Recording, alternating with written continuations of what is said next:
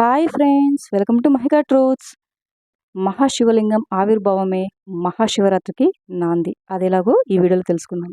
ఒకనాడు బ్రహ్మ విష్ణు దేవులలో ఎవరు గొప్ప అనే వివాదం ఇద్దరి మధ్య తలెత్తింది. ఆ వాదన తీవ్రతరం కావడం చూసి దేవతలందరూ శివుడిని ఈ వివాదం పరిష్కరించమని వేడుకుంటారు. అప్పుడు బ్రహ్మ విష్ణువుల మధ్య మిరుమిట్లు గొలిపే తేజస్సుతో ఒక స్తంభంలో పెద్ద లింగం ఏర్పడింది. ఆ లింగంలోని శివుడు బయలువెడలి ఈ లింగం ఆది అంతాలను కనుగొన్నవారు గొప్ప అని నిర్ణయిస్తాడు అన్నాడు.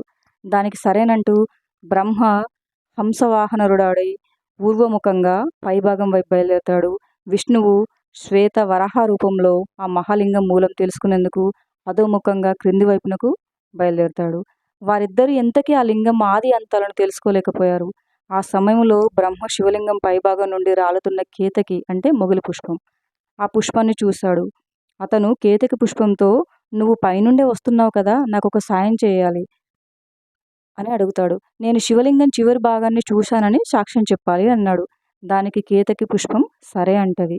ఇద్దరు కలిసి క్రిందకి వస్తుండగా మార్గమధ్యంలో ఒక గోవు బ్రహ్మకు దర్శనమిస్తుంది.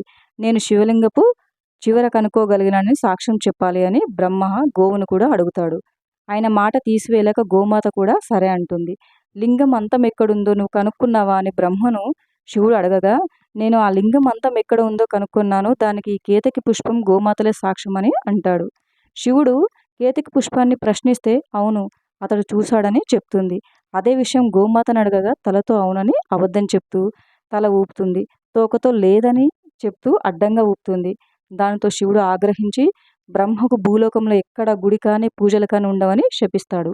అబద్ధం చెప్పినందుకు కేతకి పుష్పానికి పూజార్హత ఉండదని శపిస్తాడు. గోమాత తలతో అబద్ధం చెప్పినందున ఎవరైనా తెల్లవారగానే గోవు ముఖాన్ని చూస్తే పాపం తగులుతుందని, వెనుక భాగాన్ని చూస్తే పాప పరిహారం జరుగుతుందని శపిస్తాడు. విష్ణువు లింగం ఆదిని చూడలేదని నిజం చెప్పడంతో ఆయన నిజాయితీకి మెచ్చి విశ్వవ్యాపకత్వం అనుగ్రహిస్తాడు. అంతేకాక బ్రహ్మ ద్వారా సృష్టించబడిన ప్రాణకోటికి రక్షించే భారము, భోగమోక్షమునిచ్చు అధికారాన్ని వరంగా ఇస్తాడు. బ్రహ్మ కూడా శివుడిని సహ్యాద్రి పర్వతాలలో లింగ రూపంలోనే ఉంటావని శపిస్తాడు. ఆ సహ్యాద్రి పర్వతంలోని శివలింగమే త్రయంబకేశ్వరుడు. ఇది లింగోద్భవ కథనం. అష్టాదశ పురాణంలోని కూర్మ వాయు శివ పురాణంలో చెప్పబడింది. బ్రహ్మ విష్ణు మహేశ్వరులు అందరికందరూ ఒకే రూపం అయినప్పటికీ శివరూపమే సనాతనము. ఇదియే సకల రూపములకు మూలము.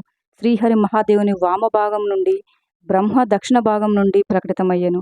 సాక్షాత్తు శివుడు గుణములలో భిన్నుడు, ప్రకృతి పురుషులకు అతీతుడు, నిత్యుడు, అద్వితుడు, అనంతుడు, నిరంజనుడు, పరబ్రహ్మ, పరమాత్మ. ఓం నమ శివాయ. Thank you for watching friends. ఈ వీడియో కనుక మీకు నచ్చినట్లయితే వీడియోని లైక్ చేసి మరిన్ని వీడియోస్ కోసం మా ఛానల్ని సబ్స్క్రైబ్ చేసుకోండి.